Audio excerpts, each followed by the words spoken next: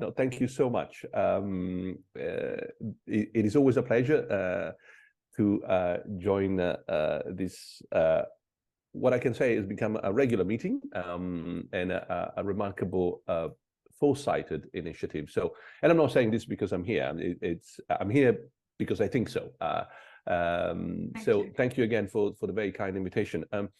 When we were discussing the presentation, which I'm going to show you in a moment, I wanted to share with you,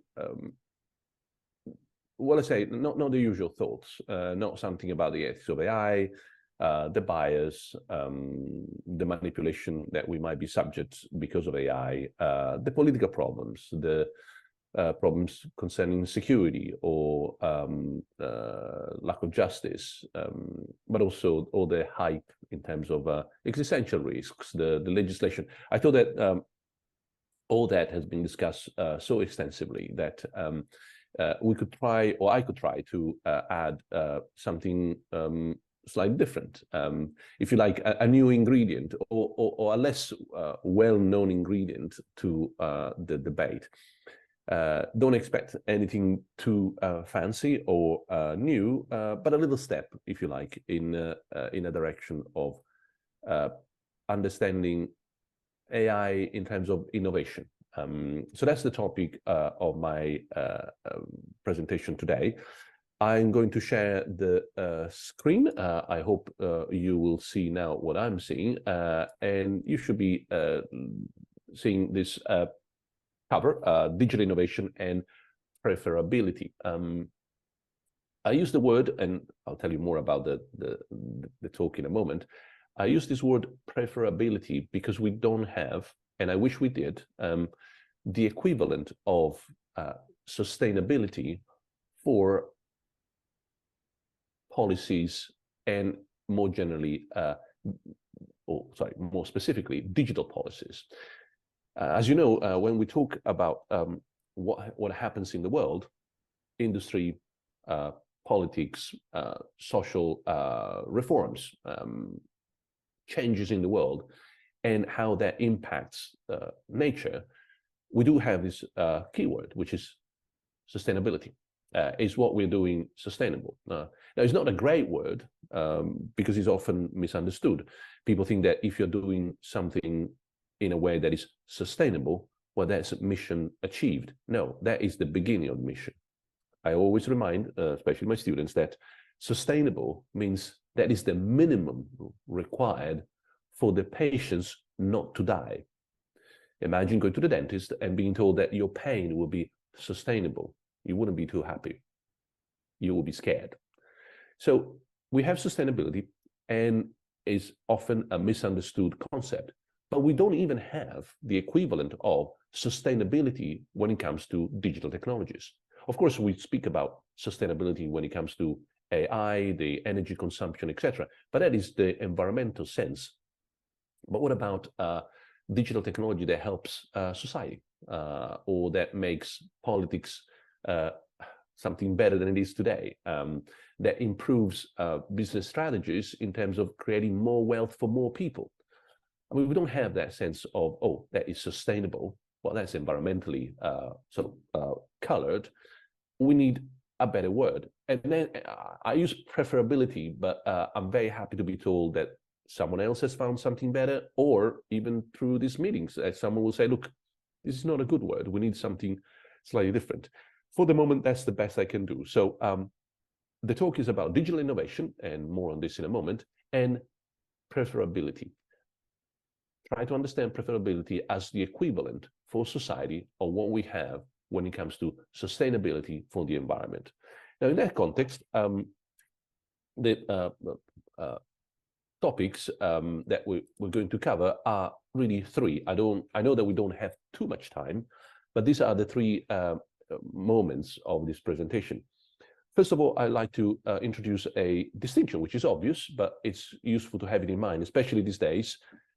We are recording this just a few days before the pretty much final moment of decision in Europe about the AI Act. A lot of the discussion about AI, especially machine learning, large language models, foundational approaches to AI. There are different terminologies, but the new wave depend on having a clear sense of what is feasible and viable.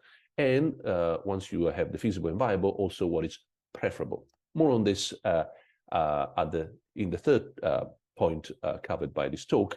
But in between, I also want to talk about innovation and the process of keeping an open mind about innovation.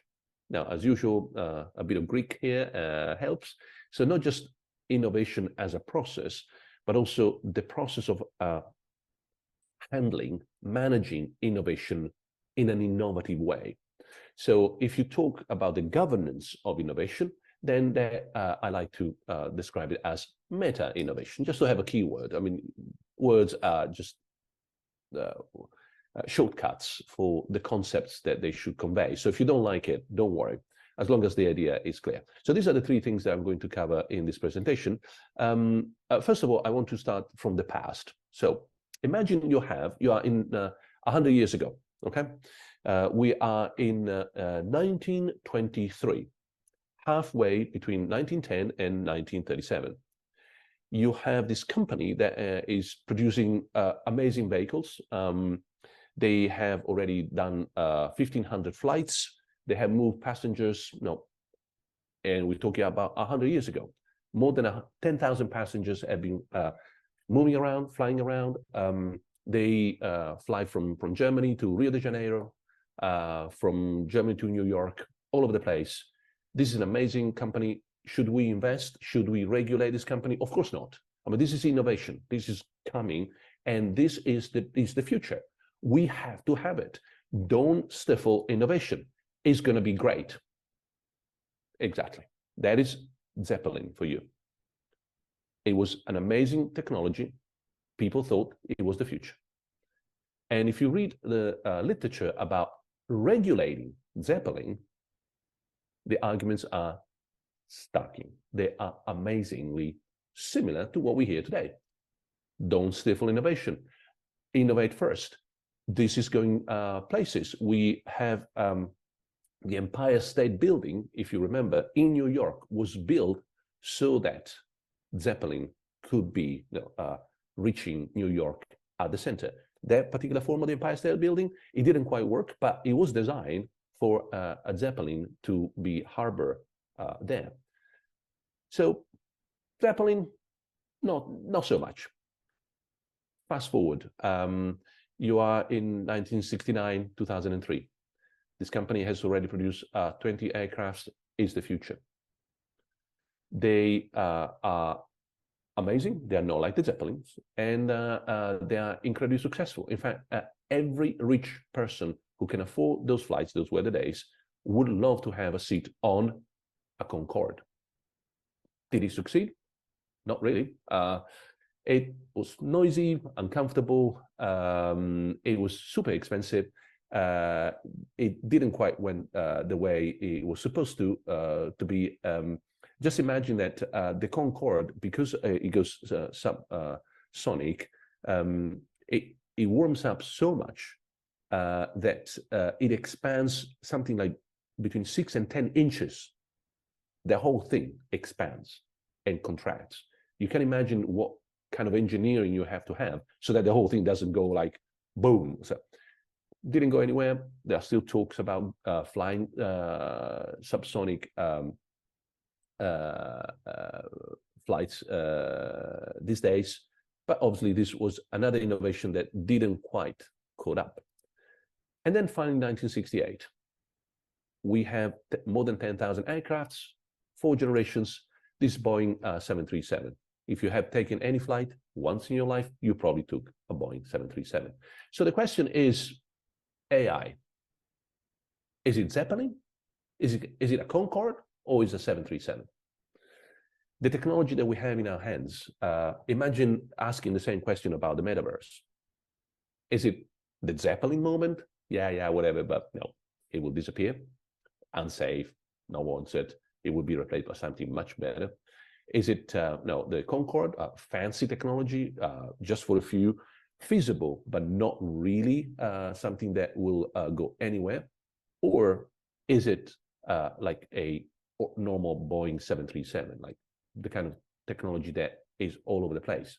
And I use the 737 also in terms of environmental impact. No, it works, it's successful, it does the job that it's supposed to do, and is also very harmful in terms of the environment.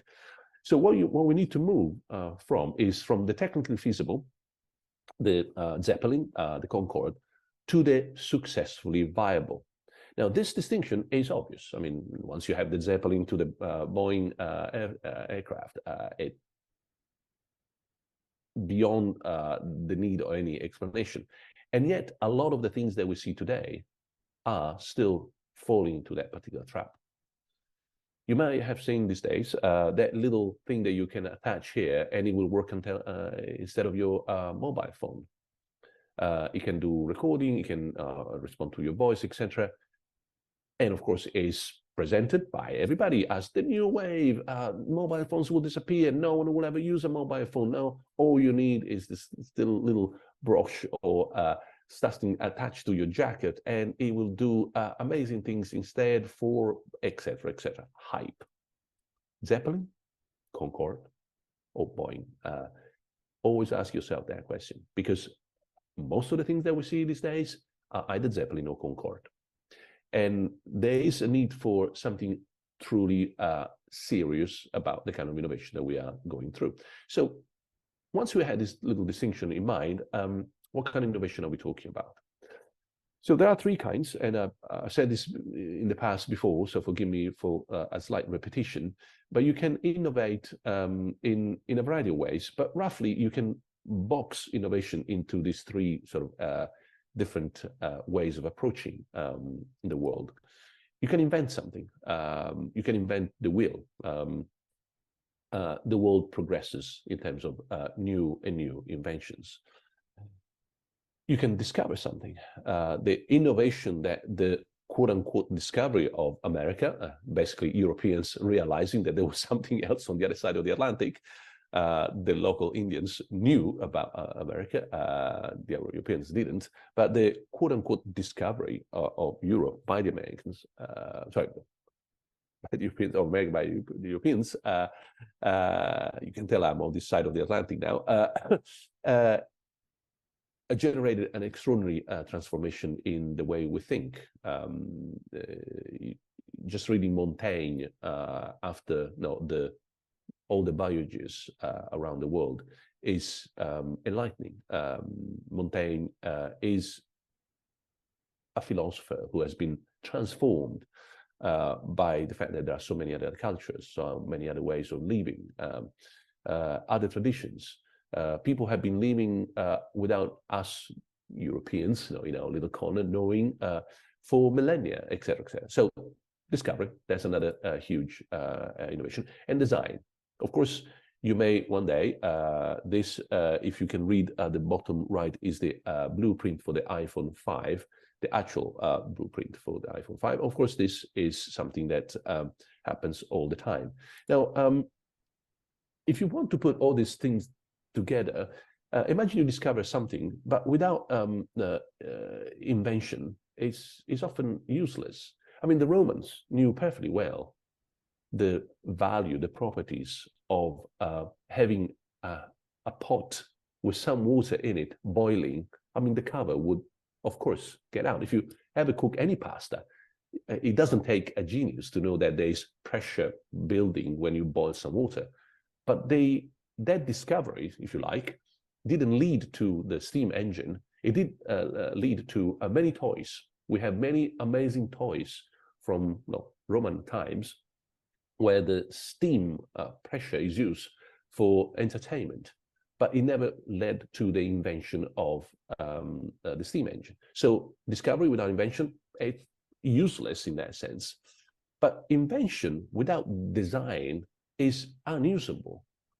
It's not that, we didn't have invented the engine, but we didn't have a way of combining the engine with wings so that we would have an airplane.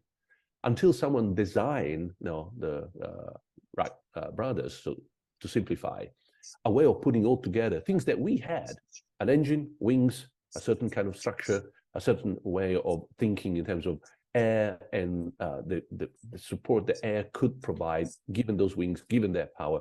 But you need to design that. You need to design an airplane. So invention without design is often unusable. You need to, all of them. Now, this is in order to introduce the point that today, the real leading force in this innovative sort of context is design. Of course, we need discovery. Of course, we need invention. But if you have a check now behind a mobile phone, mine says build blah, blah, blah, blah, but design in California. And that's all that matters. It doesn't matter where you build it, but it is designed by that company for those purposes with that kind of blueprint in that place. You never think of this object as something that is Chinese. You think of this as an object that is American, because that's where it's been designed.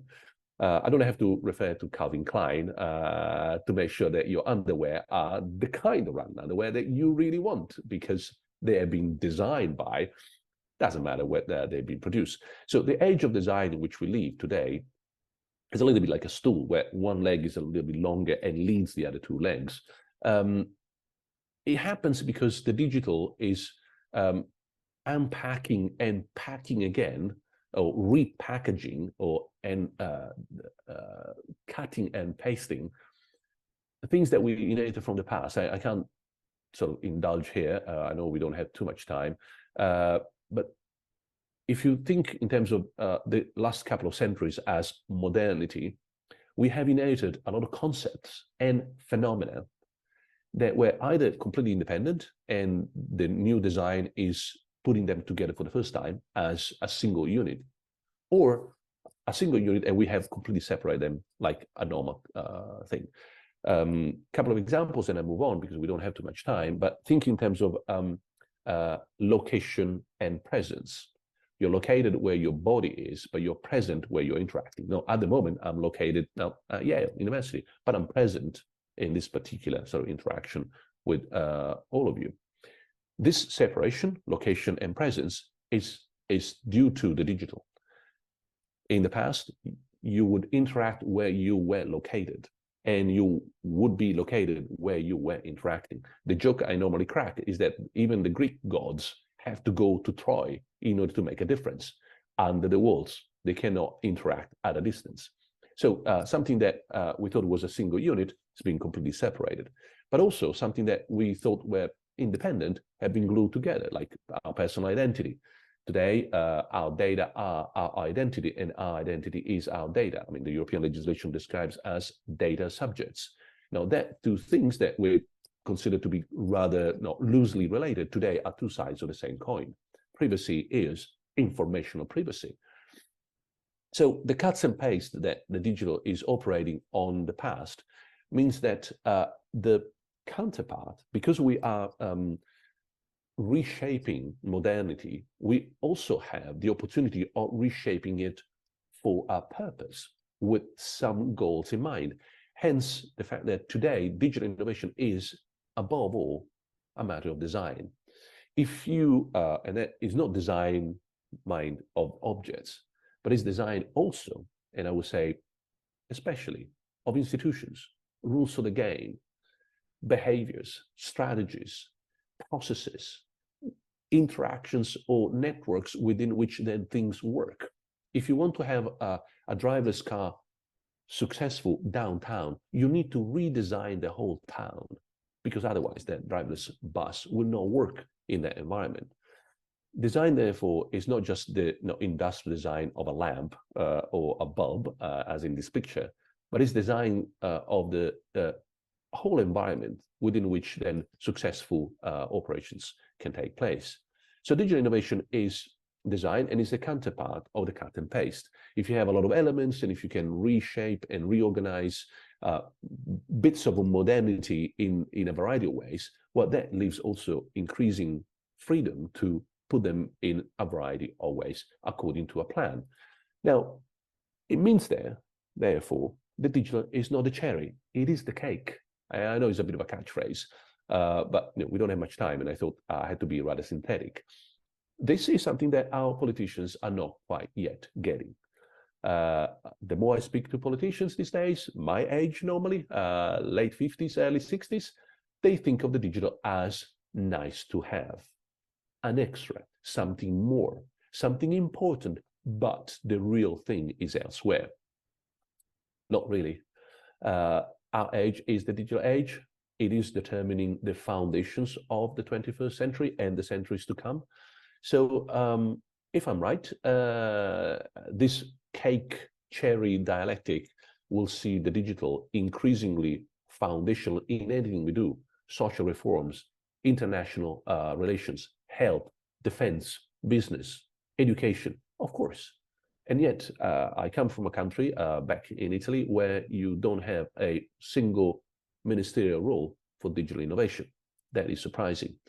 So the systemic challenge, given all this background, is that not so much about digital innovation, remember, what you produce, what you generate, but the innovation of how you handle all these innovations. So the innovation of digital governance. And this is why I was talking about meta innovation. It's not just the innovation produced by research and development in companies or, say, great universities that are doing this and that, but is innovation in the way in which you handle all that needs to be part of our new way of doing policy and politics. And since we've been there before, when I spoke a moment ago about governance, that's what I mean. I mean, it's as old as Plato. It's control and direction. You know what you have in your hands. You have full understanding, for example, of the specific nature of the problem or the solutions that you're handling, but also a sense of where you want to go with this innovation. When you hear even these days, oh, legislation, politics, policy is always late when it comes to technological innovation. That is a story we don't want to buy. It's a convenient story put forward by those who actually do innovation. Innovation is a matter of speed. Governance is a matter of direction. You can put the two together. If you like where you're going, my normal joke, well, you want to go there as quickly as possible. But the governance, the direction of what innovation should achieve is not about the speed. It's about the future that you want to have, the society in which you want to live. So if you remember, the Zeppelin, the Concorde, the Boeing airplane, well, we could have taken any of the three directions and developed even more and more and more. But no, policy, so to speak, social behavior, legislation took one direction rather than another. And that's a good thing. Of course, governance requires leadership, and leadership requires a bit of a vision. Remember the typical Platonic metaphor of the Kubernetes, the pilot of the ship. He knows the ship very well. He knows how to navigate. Has a technical understanding. So this idea that politicians should be non-technical is rubbish. But of course, it doesn't mean that therefore technicians should be politicians. No, it means that politicians should also know what they're talking about.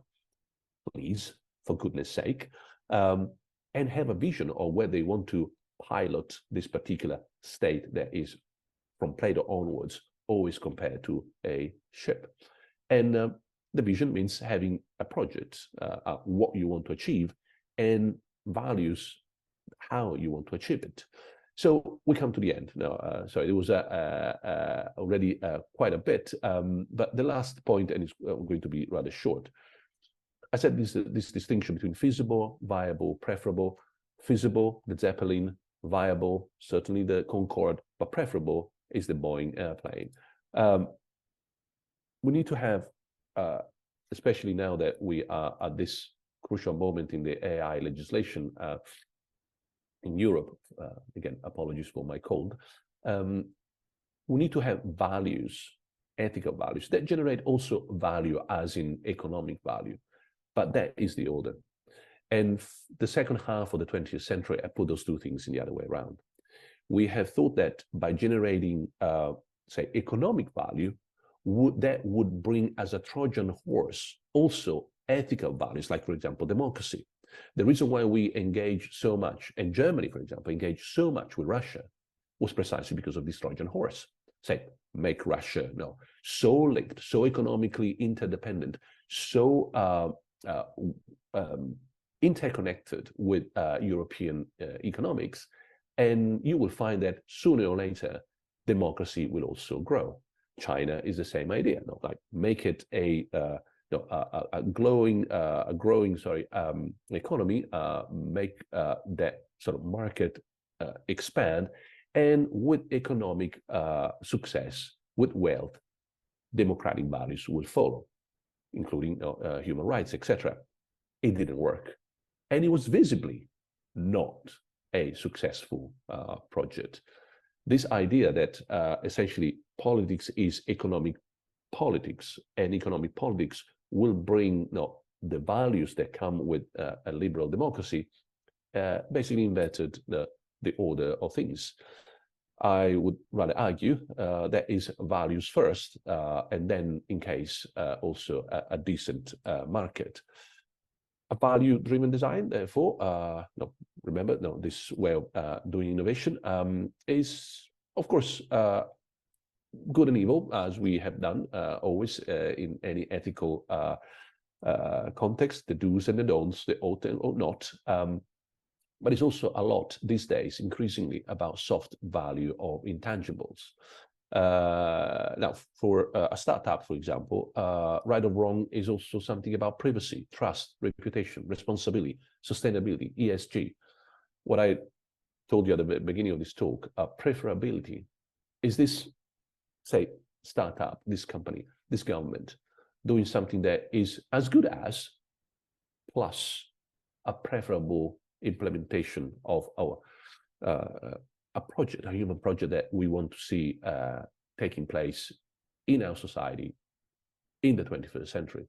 That, to me, is really the significant difference, the novelty that we have, also philosophically speaking. And I'm coming to the end. So Clara very kindly mentioned the green and the blue, and I think that is possibly the project that could inspire the innovative policies, remember the meta innovation, about handling this specific technological innovation that is AI, but not just that. In other words, there's a project, politics is informed by that project, politics is the direction, the control, the governance of technological innovation. It is doable. It is doable in terms of feasibility. We definitely can do it. It is viable. It's definitely something that would be economically of interest, and is socially preferable, is the world in which we want to live. And this green and blue is not much else than the combination of all the problems we have in our environments, urban, social, political, economic, not just green environments, but also, of course, global warming is there, plus the solutions that we have on the digital side, the enormous power of computation, of ability to understand the future, predict to some extent with reasonable approximation which solutions would be preferable, better, which policies may work more than others. So it doesn't take a genius, to be honest.